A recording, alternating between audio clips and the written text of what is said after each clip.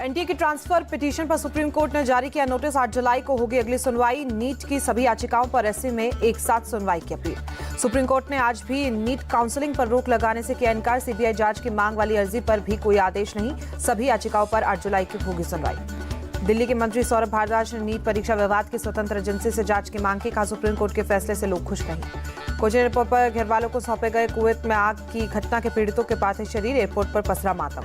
Kuwait में आग की घटना के पीड़ितों के पार्थिव शरीर को श्रद्धांजलि। कोचिन एयरपोर्ट पर सीएम विजयन, विदेश राज्य मंत्री कीर्तिवर्धन और अन्य लोगों ने श्रद्धांजलि दी। कुवैत से लौटे विदेश राज्य मंत्री कीर्तिवर्धन सिंह ने पीएम मोदी की तारीफ की। कहा, पीएम मोदी की पहल के चलते ही इतनी जल्द पार्थिव शरीर लाए जा सके।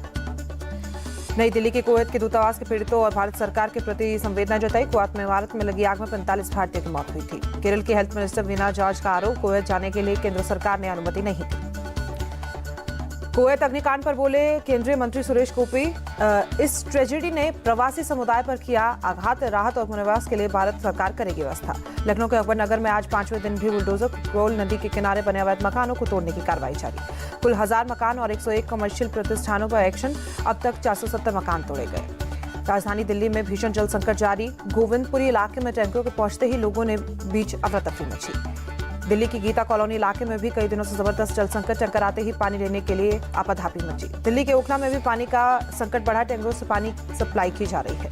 दिल्ली जल संकट पर बोले हिमाचल के सुखविंदर सुक्खू, जरूरत को छोड़कर हिमाचल अतिरिक्त पानी देने को तैयार है। दिल्ली में जारी जल संकट पर संजय सिंह ने कहा, हरियाणा सरकार हमसे दुश्मनी कर रही है। आरएसएस प्रमुख मोहन भागवत के बाद अब आरएसएस राष्ट्रीय कार्यकारिणी के मेंबर इंद्रेश कुमार ने बीजेपी की हार पर सवाल उठाया। इंद्रेश कुमार ने जयपुर में कहा कि राम सबके साथ न्याय करते हैं। जिन्होंने भक्ति की उससे सबसे बड़ी पार्टी बना दिया।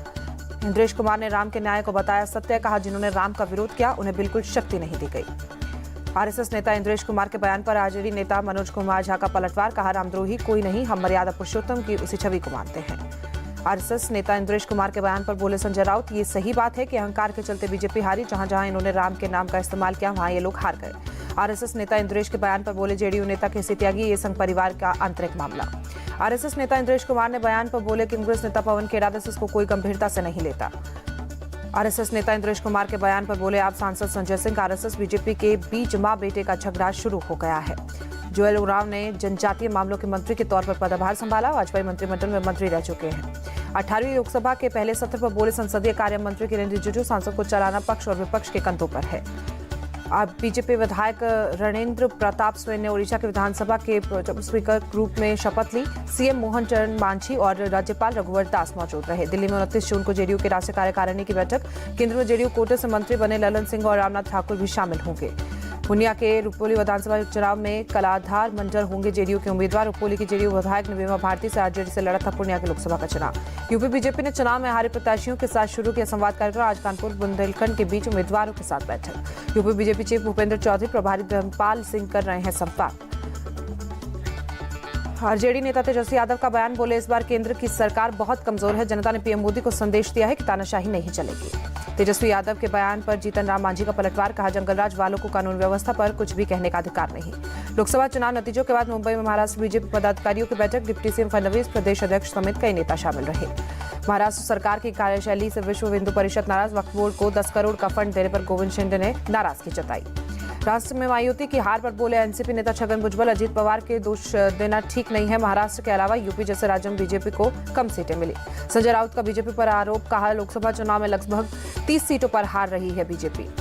छत्तीसगढ़ के सीएम विष्णुदेव साय का बयान, बोले बीजेपी को जितनी सीटें मिली उतनी कांग्रेस को बीते 3 चुनावों में लाकर भी नहीं मिली। आज सांसद राघव चड्ढा ने पंजाब के सांसदों से मुलाकात की। नवनिर्वाचित तीनों लोकसभा सांसदों से मुलाकात की।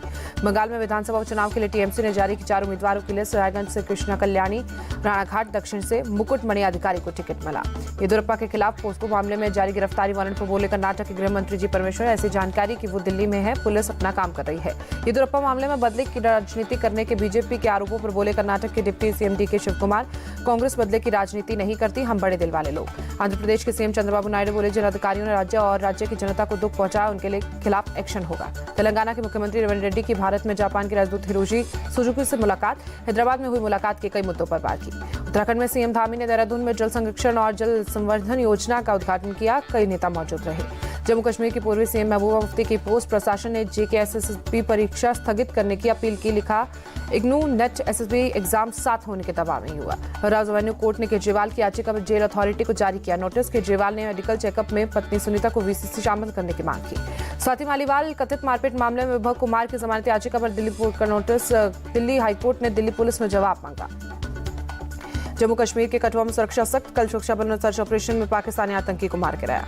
जैसलमेर में बोले उपराष्ट्रपति जगदीप धनखड़, आज भारत तेजी से बढ़ रहा है। 34 साल पहले भारत को गिरवे रखना पड़ा था गोल्ड। पापुआ न्यू गिनी के विदेश मंत्री ट्वीट कर पीएम मोदी का जताया आभार। पापुआ न्यू गिनी में आए भूस्खलन के बाद भारत ने भेजी थी $1 मिलियन की मदद। चंडीगढ़ में एनसीसी की प्रेरणा संगोष्ठी में शामिल हुए कारगिल के विजेता एनसीसी कैडेट्स के बीच साझा किया अनुभव। भुवनेश्वर के स्वतंत्रता सेनानी बागसी जगबंधु को श्रद्धांजलि दी गई। CM Mohan Manjhi, deputy CM KV Singh, तमाम नेता भी मौजूद रहे।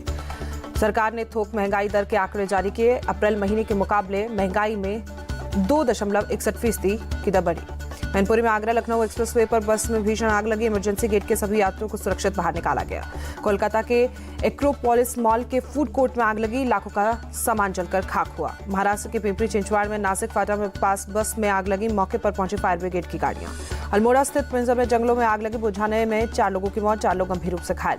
अल्मोड़ा के जंगलों में लगी आग पर काबू पाने की कोशिश जारी। आग बुझाने जुटी वायुसेना। जम्मू कश्मीर के राजौरी के जंगल में भीषण आग लगी। दमकल की गाड़ियां आग बुझाने में जुटी। एसपी के उमरिया में जंगलों में फैली आग। मानगढ़ टाइगर रिजर्व इलाके में आग है, बुझाने में जुटे फायर फाइटर्स। मध्य प्रदेश के दतिया में श्रद्धालुओं ने भरी ट्रैक्टर ट्रॉली पलटी। 5 महिलाओं की मौत, 25 घायल। नोएडा में पुलिस और बदमाशों के बीच मुठभेड़। पुलिस मुठभेड़ में बदमाश घायल, अस्पताल में भर्ती करवाया गया। हैदराबाद के मोहम्मद खातुबुद्दीन नाम के शख्स पर हमला। 3 अज्ञात हमलावरों ने हत्या की कोशिश की। दिल्ली में क्राइम ब्रांच के फर्जी जाति प्रमाण पत्र बनाने वाले गैंग को पकड़ा। गैर आरक्षित श्रेणी के आवेदकों को जारी करता था फर्जी कास्ट सर्टिफिकेट। चाय सेक्स को बढ़ावा देने वाली यूट्यूबर शिखा मैत्रेय गाजियाबाद से गिरफ्तार। कुआरी बेगम नाम से चलाती है यूट्यूब चैनल।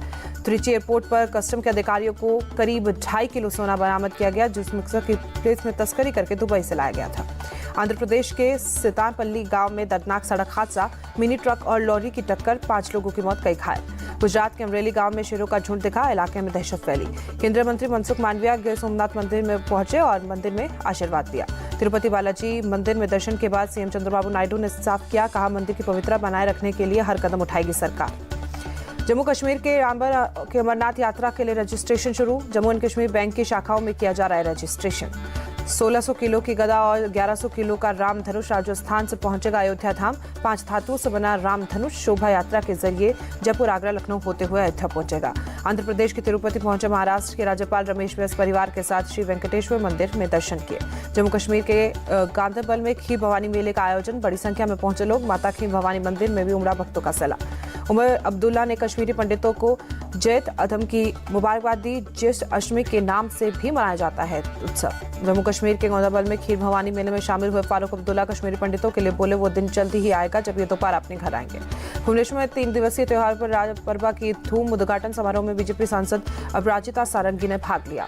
लखनऊ में बकरीद में पहले दुबई मंडी में बकरों की खरीदारी बढ़ी। बिक्री के लिए लाया गया 10,786 रुपए का बकरा।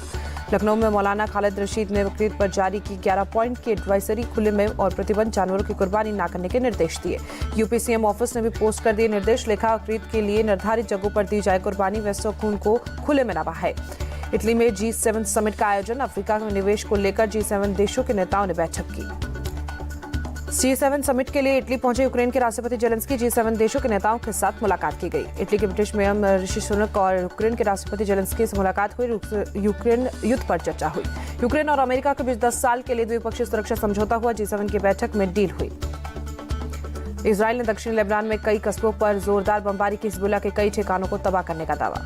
हिजबुल्लाह के 6 इजरायली पोस्ट पर रॉकेट दागने के बाद इजराइल ने जवाबी कार्रवाई की। धमाके के बाद आसमान में काला धुआं छाया। इजराइल के यरूशलेम में हजारों की संख्या में सड़कों पर उतरे छात्र। युद्ध खत्म करने और बंधकों की रिहाई की मांग को लेकर मार्च निकाला।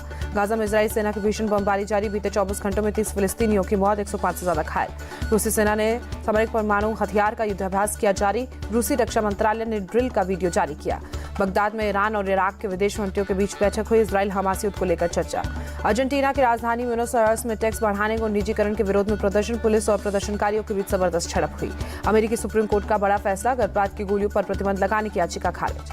ब्राजील के रियो में महिलाओं का प्रदर्शन। गर्भपात से जुड़े बिल के विरोध में पोस्टर बैनर लेकर सड़कों पर उतरी महिलाएं, सरकार के खिलाफ नारेबाजी। जासूसी के आरोप में रूस की जेल में बंद अमेरिकी पत्रकार इवान गेशेकोविच पर चलेगा मुकदमा, हो सकती है 20 साल की सजा।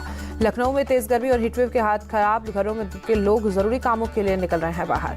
लखनऊ में भीषण गर्मी बीच पुलिस का सराहनीय काम, आवारा पशुओं को खिला रही है खाना। मुरादाबाद में 45 डिग्री पार करते ही इंसानों के साथ साथ जानवर भी परेशान, सरकारी गौशाला में लगाए गए स्प्रिंकलर और फैन। मुंबई में तेज बारिश से बदला मौसम का मिजाज, वादला ईस्टर्न एक्सप्रेसवे समेत कई इलाकों में बारिश हुई। नवी मुंबई में सब्जियों की कीमत में भारी उछाल, भीषण गर्मी और कुछ स्थानों पर बेमौसम बारिश के कारण कीमतें बढ़ी।